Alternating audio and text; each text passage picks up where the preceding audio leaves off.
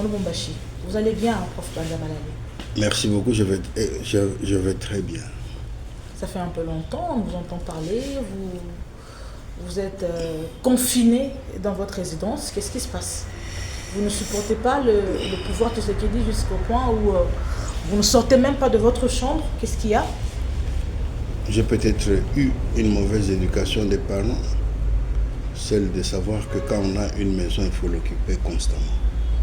Et dans le cas d'espèce, j'ai une résidence et je suis chez moi, établi comme tel, pour ne pas être sur la chaussée et casser les œufs d'autrui, constituer l'objet de poursuites judiciaires. Très bien. Je suis rassuré que vous êtes bien portant. Merci, oui, parfaitement. Alors, Gabriel Banza Malali, oui. Vous avez suivi votre mentor, parce que vous avez dit l'autre fois, la dernière fois que je vous ai reçu, que vous croyez en la tête de Kabila qu'en la personne.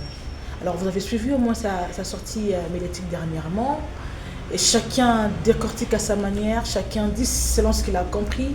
Vous, qu'est-ce que vous dites à la population? Je vais vous expliquer. Il y a certains qui pensent qu'il a trahi, il devait faire preuve de patriotisme, il devrait faire preuve, il devrait garder ce silence-là. D'autres qui disent que c'est juste une sortie comme ça, d'emblée, il devrait garder l'ancrage qu'il avait. D'autres qui disent qu'il avait raison. Il s'est senti quelque part touché parce que dernièrement, le chef de l'État l'a dit que c'est Joseph Kabila Kabange derrière le M23. Quelle est votre réaction par rapport à ça? Je pose plusieurs questions au même moment. Merci beaucoup pour toutes ces questions qui méritent peut-être une réponse. Joseph Kabila, je le considère à l'heure qu'il est, donc aujourd'hui là, comme une femme qui a une grossesse et il attend de se rendre à la salle que l'on appelle technique pour s'accoucher. Pour s'accoucher. Comment ça? Il est dans un chantier scientifique particulier et spécial relatif à sa thèse. La thèse qui soulève la problématique du conflit qui oppose les Chinois, les Américains et les Russes.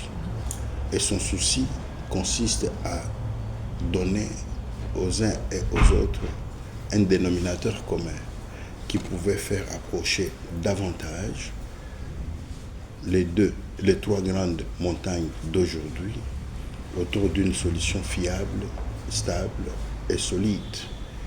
Et je pense fort du caractère picoreux de ces recherches. À la fois, il est obligé de se concentrer et aussi, il est obligé de jeter, comme on le dit, le pavé dans la mare pour essayer de recevoir les échos. Cela lui permettra à un certain moment d'être réaliste par rapport à ces études qui sont des niveaux très élevés. Je vous l'ai dit la fois passée, Joseph Kabila n'est plus dans la dimension de la politique pure parce qu'il l'a expérimenté en 2 temps. Aux côtés de son père, comme fils de papa ou fils à papa, dans le combat, depuis la brousse où il est conçu aîné, jusqu'à la conquête du pouvoir. Et puis il a exercé pendant 18 ans le pouvoir sous les lampions de la politique pure, selon ses principes classiques, ses théories classiques. Il s'est retrouvé devant un monstre que l'on appelle l'État du Congo, qui soulève des problèmes, mais dont les solutions ne viennent pas de manière systématique, aisément et facilement. C'est ainsi qu'en se retirant, il n'est pas allé au maquis pour se reposer, c'était pour chercher à trouver des solutions idoines face aux crises qui sont en train d'émailler notre État et dont la nature est vraiment nébuleuse. Et il est sur la piste. Je crois que ce qu'il a dit, c'est un test. pour que les uns et les autres réagissent. Et il est attentif. Alors il ne s'est pas tu pendant longtemps, puisqu'il a senti un peu, il a senti sa vie politique, sa carrière politique être bougée par le propos du chef de l'État, qu'il a taxé, qu'il a dit d'ailleurs avec des mots aussi limpides et clairs et lucides. C'était lui derrière le M23 et tout de suite il a réagi. C'est pas s'accuser quelque part, être derrière réellement. Ça c'est une question inhérente à l'intimité de Joseph Kabila. Il n'y a que lui qui peut y donner une réponse exacte. Mais à l'état actuel des choses, je vous inviterai, ou je nous inviterai, vous et moi, de nous poser des questions, de savoir combien de fois Joseph Kabila a été insulté et combien de fois il a réagi.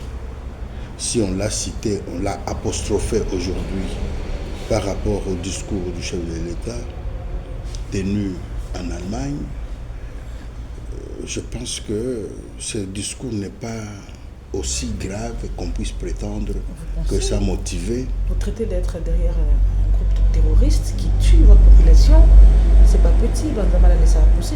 Joseph Kabila a subi des choses extraordinaires et il s'est tué.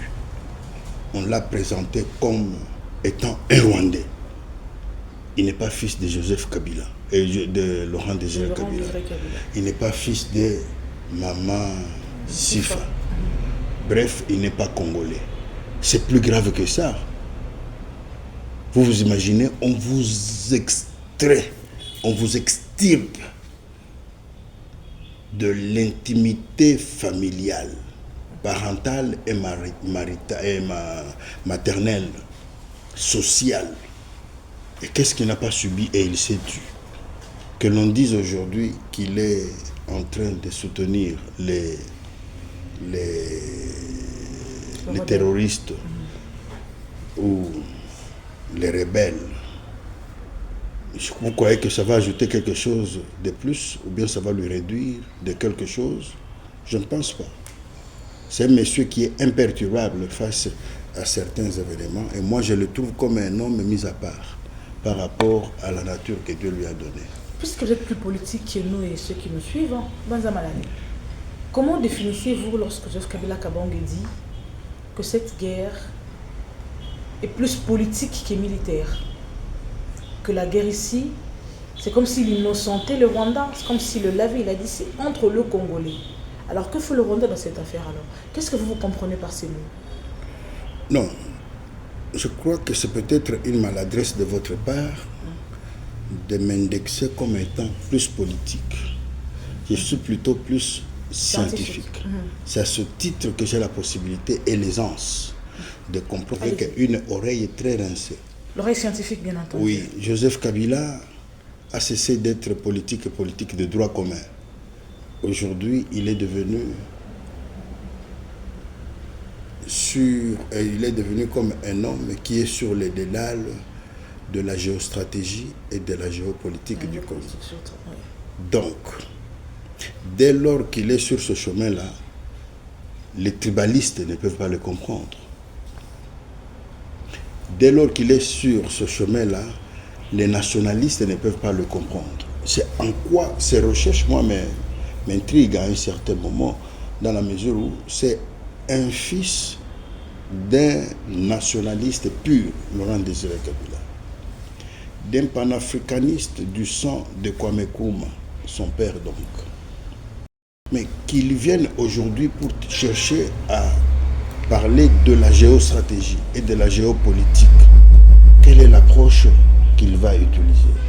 Cette approche n'existe pas, si ce n'est que quand on vous présente le Congo comme étant au cœur de plusieurs stratégies du monde, pas le monde waya-waya, le monde des puissances. Ce qui fait que toutes les puissances ont un œil regardant sur le Congo. Le Congo est au centre de plusieurs politiques du monde. Quand je parle de plusieurs politiques, c'est à la fois ses puissances et ses voisins. Donc, vous comprendrez ici, Joseph Kabila est déjà devenu un oiseau qui est au-dessus et quand il crie, chacun interprète à sa manière selon son entendement. Si vous êtes assis sur une montagne tribaliste, vous allez l'indexer, vous allez l'apostropher et le caricaturer.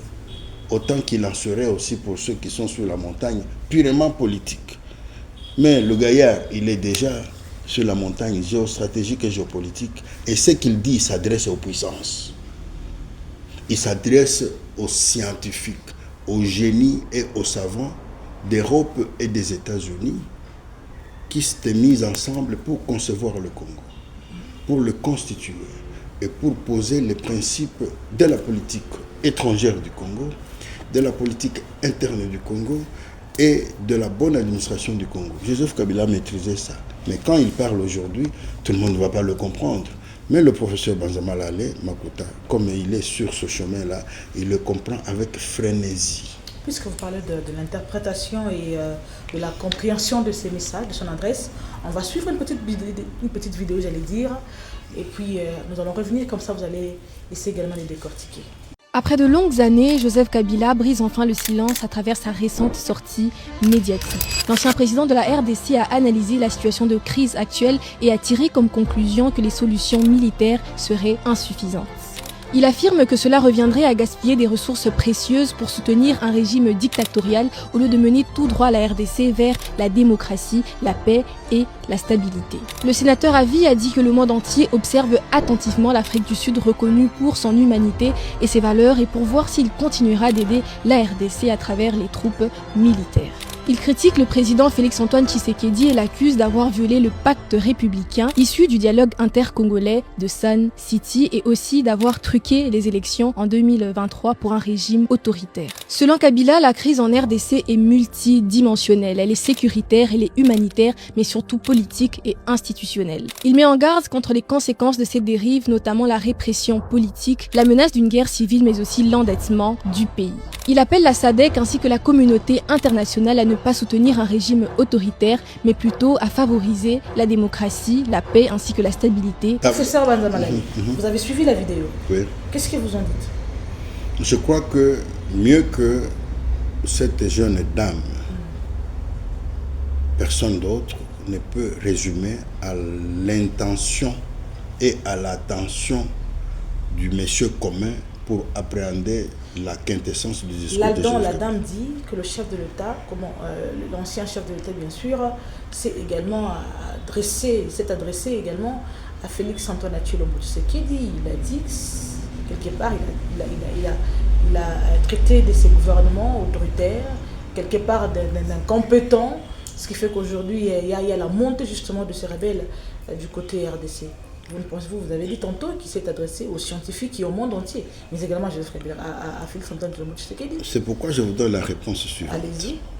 Vous m'avez posé la question principale sur le discours de Joseph Kabila, que je comprends avec une oreille rincée par la géostratégie et la géopolitique du Congo.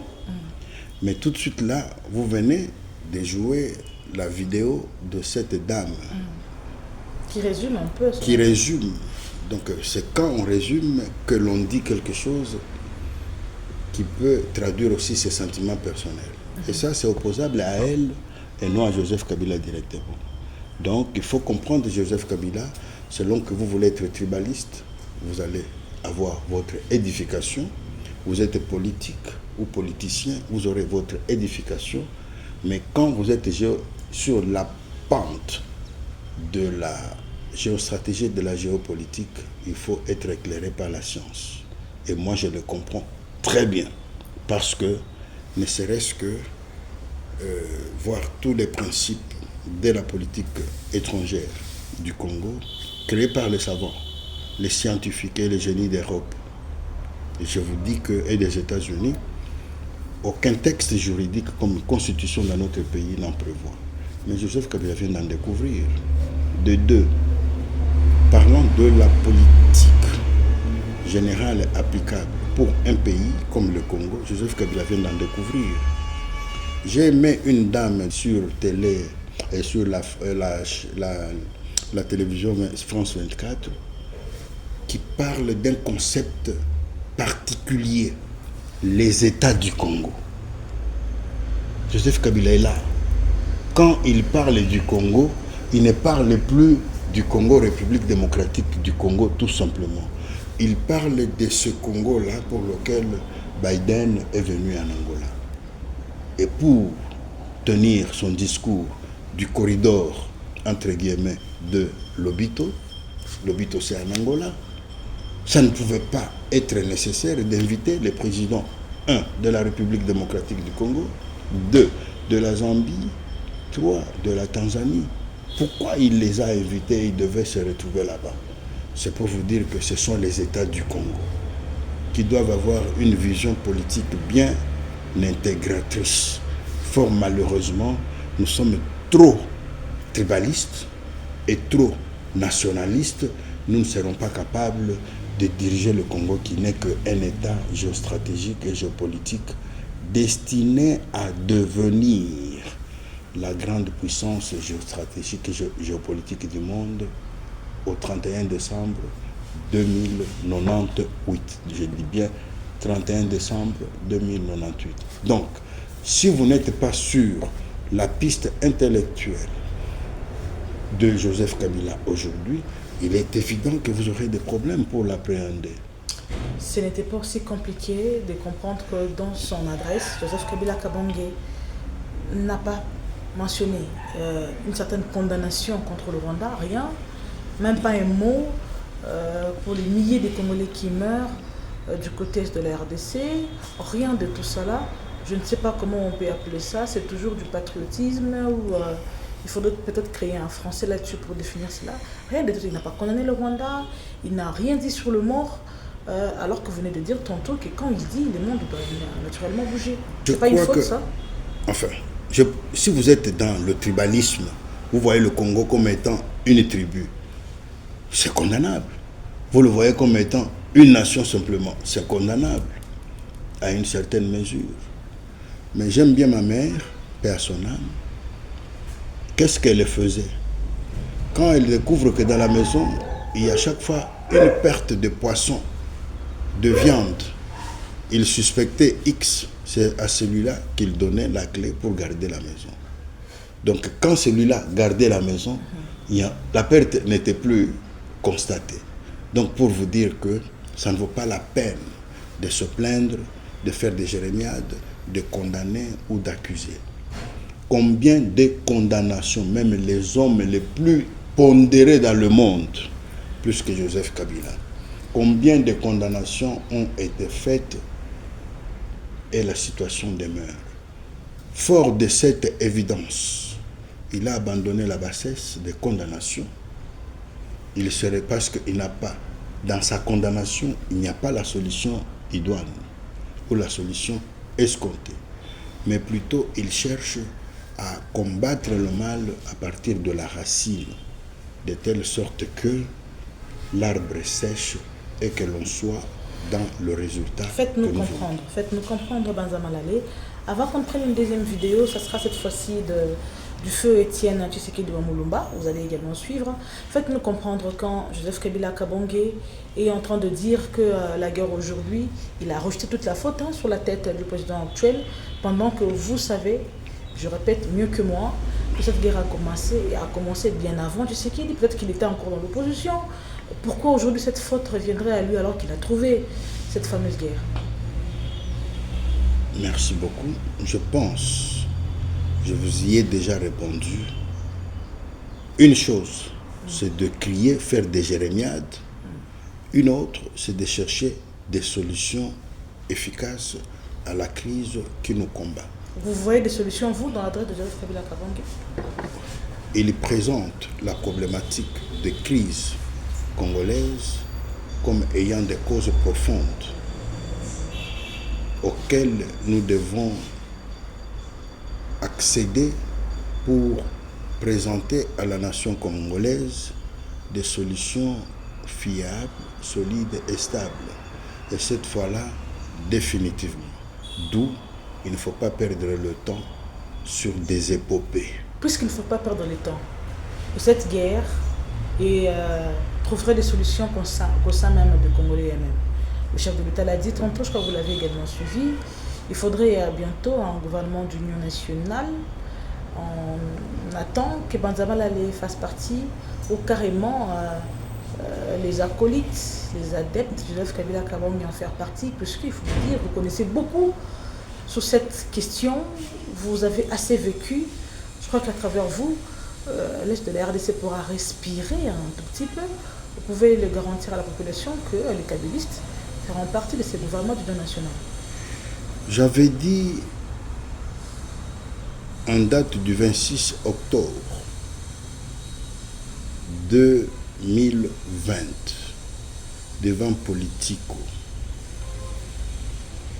que celui qui succédera à Joseph Kabila, s'il ne collabore pas sincèrement avec lui, il va diriger ce pays sans boussole. En 2020, comprenez la substance. Mais quand vous dites ça, on comprend que vous mettez le pot de banane à Tshisekedi pour qu'il ne réussisse pas. Là, du coup, on vous éjecte justement ces sentiments de patriotisme pour oui, je crois que vous posez peut-être vous posez peut-être mal la question. On lui jette des pots de banane sur son chemin. Moi, pour peu que je puisse prétendre, c'est quand même un monsieur intelligent. Ben oui. C'est un monsieur perspicace. Il est clairvoyant.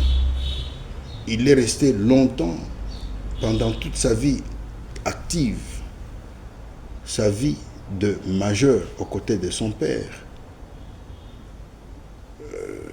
qui était en opposition vis-à-vis de Mobutu. Donc c'est le fils à papa. Comme Joseph Kabila aussi est fils à papa pour son père. Donc vous comprenez, je ne pense pas qu'on dise qu'on lui jette des pots de bananes pour qu'il échoue. Avec l'intelligence que je lui reconnais, la moindre des choses était de sauter les pots de bananes pour se retrouver sur une bonne piste. S'il est tombé dans une erreur en piétinant sur les pots de bananes, c'est que je ne pense pas. Je crois que ça se ferait autrement. Le problème se trouve ailleurs. Le fait qu'il ait refusé de collaborer avec Joseph Kabila, il lui a manqué une recette dont il avait besoin de tout le temps que Joseph Kabila a géré. Parce que ni son père, feu Papa Tshisekedi, ni lui, personne n'a travaillé avec Joseph Kabila. Lui, il était député, le président de la République. Il n'avait jamais siégé. On me dit qu'il touchait même ses émoluments, vrai ou faux. Le fait de s'être éloigné de Joseph Kabila, qui a géré toutes les crises que le Congo a connues. Donc, ne croyez pas que la formule de 1+4, c'est une formule classique. On n'étudie pas ça à l'université. On ne l'enseigne pas. C'est une innovation intégrée dans le souci de pouvoir consolider l'unité nationale. Vous avez cité Étienne Tshisekedi Moulomba. Oui. On va l'écouter et puis revenir sur cette même question de l'Est de la RDC. D'abord, il ne faut pas oublier que dans ce que vous appelez conflit avec les voisins, dire le jour que nous avons été agressés, si vous examinez, je ne vais pas entrer dans les détails, vous verrez aussi la responsabilité du Congo lui-même d'abord qui a commencé là-bas. Prenons le cas, parce qu'on doit en parler, le cas de la fameuse entrée de Kabila avec son AFDEL au Congo. Ça a commencé comment? Tout le monde a dit que nous étions agressés par le Rwanda. Or, si vous regardez bien, qu'est-ce qui s'était passé? Après le génocide du Rwanda, les Hutus qui avaient fait leurs bêtises là-bas ont fui devant la force au pouvoir de M. Kagame. Ils ont fui, ils sont venus au Congo, ils sont réfugiés au Congo. Maintenant, au Congo, ils devaient respecter la règle internationale qui dit que quand des voisins armés traversent la frontière pour venir dans votre pays, la première chose, vous devez les désarmer. Nous, on ne les a pas désarmés avec Mobutu, on n'a pas désarmé les FDR, tout ça. On les a laissés. Deuxième chose, vous devez les placer à au moins 150 km de la frontière commune. Oh, nous, on les a laissés à quelques mètres de la frontière. Ces gens-là, partant du Congo, ils agressaient leur pays d'origine. Et quand ce pays prend des dispositions pour se défendre contre ces gens-là, vous allez dire qu'ils ont agressé le Congo. Il faut d'abord respecter la règle de ne pas héberger des hommes armés venant du pays voisin. Donc ça, c'est pour vous dire qu'il ne faut pas toujours dire « Ah, on a agressé, on a agressé ». Il faut voir aussi votre responsabilité dans cette affaire-là. Donc ça, c'est un. Vous me posez la question de savoir si on peut porter plainte, tout ça. Mais comme nous sommes respectueux de la loi, si un État voisin il a violé les lois ou bien internationales, etc., tout ça, conformément à la procédure normale, nous portons plainte et nous allons le traduire devant les justices, devant les compétences qu'il faut. Donc, c'est vous dire que je voulais d'abord insister sur le fait que quand vous avez parlé d'agression, vous devez savoir que dans beaucoup de cas, nous sommes aussi responsables de ce qui nous est arrivé. Il ne faut pas tout de suite jeter la pierre sur les autres. Madame Alali, vous avez suivi le feu Etienne Tshisekedi à Mulumba. Qu'est-ce que vous comprenez, vous, par ces messages? Parce que c'est pour ça que nous sommes venus ce matin. Qui n'a pas les oreilles pour mieux comprendre, autant que l'auteur même du message. Il les parle en français courant, dans le langage de la maison, pour que quiconque connaisse que dans ce discours-là, il y a la responsabilité partagée. Le Congo, il a tablé beaucoup plus sur la responsabilité du Congo. Etienne Tshisekedi wa Mulumba, paix à son âme, notre papa à nous tous, à la tête de l'UDPS, les gens ignorent ce que est l'UDPS dans sa position larvaire, dans sa sémence traditionnelle. Tous nous sommes UDPS. C'est pour cette raison même que dans la passation de pouvoir entre Kabila et Tshisekedi, on a recouru à celui-ci. Pourquoi? Parce que il porte les mêmes germes de la démocratie et du progrès social. Donc ce sont les sociaux-démocrates. S'ils arrivent à ne pas s'entendre, à ne pas se mettre ensemble, c'est qu'il y a un problème. Et ce problème, c'est quoi? C'est un problème d'humeur. Ce n'est pas un problème du fond. Il n'y a aucune raison que le PPRD, par exemple, ce n'est pas mon parti. Mon parti, vous savez, moi je suis après coup. Pour la refonte de l'État du Congo. C'est là ma thèse.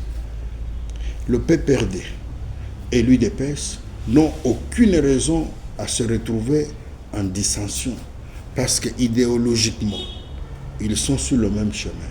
Donc s'ils ne s'entendent pas, c'est un problème d'humeur lié aux hommes qui veulent ce qu'il faut porter au moment où il ne le faut pas.